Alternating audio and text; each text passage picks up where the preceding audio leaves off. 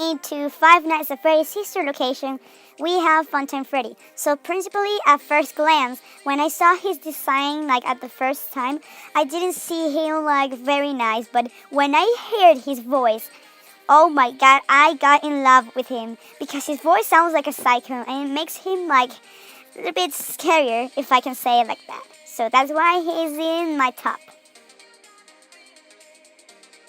So, staying in Five Nights at Freddy's sister location, we have Funtime Foxy, and I like it because I like all the types of Foxys. Like the original Foxy, Withered Foxy, I don't know, all the type of Foxys. So, principally, I saw this design and I died. It's just amazing.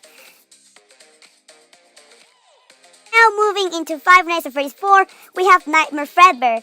And Nightmare Fredbear is pretty scary. Like, for me, I don't know for you, but for me, it's way creepier than even the Nightmare itself. Because, you know, Nightmare is creepy, but I love Nightmare Fredbear because it has a lot of, like, history with the child. I mean, story, not history. Story with the child, and pretty much he's scarier than we were all expecting. Like, for me, it's scarier than Nightmare, but I love Nightmare Freddy. Nightmare Freddy, Nightmare Fredbear, okay? So that's why he's on my list. Yeah, I know what are you saying. You're like, what? But I'll explain, okay? So moving on into Five Nights at Freddy's 2, we have the legendary puppet. First of all, I didn't like the puppet. Like, for me, it had no sense for me. But then I just realized that I think it is like the first kid who was murdered tragically by William or the purple guy. So for me, I love that he has a lot of years in this suit. So I personally, I love the puppet because of that, and he's pretty scary. He has a very he's a very strange background story, so pretty much I like him because of that. I know you're impressed because pretty much almost no one likes the puppet. Like, he sometimes doesn't get like that famous, but you know, I like him personally. Whatever.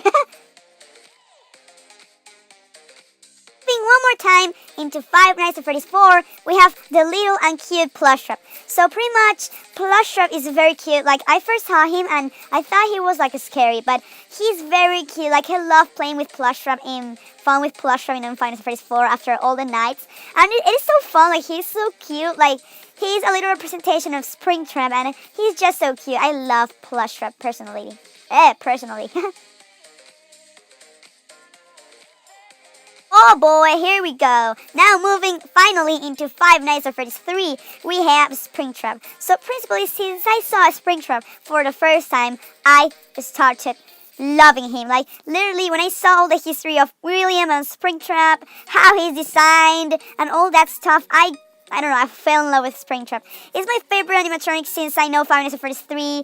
It's my favorite animatronic all over the ones. Like, I love him totally, and his design is amazing. His history, I mean, oh my god, what did I say? History. His story as well, it's amazing. It's just for meeting him in real life, no matter if he kills you with a knife. I love Springtrap. I mean, damn, dude. Seriously, Scott, thank you for making Springtrap. You made my entire life. Okay.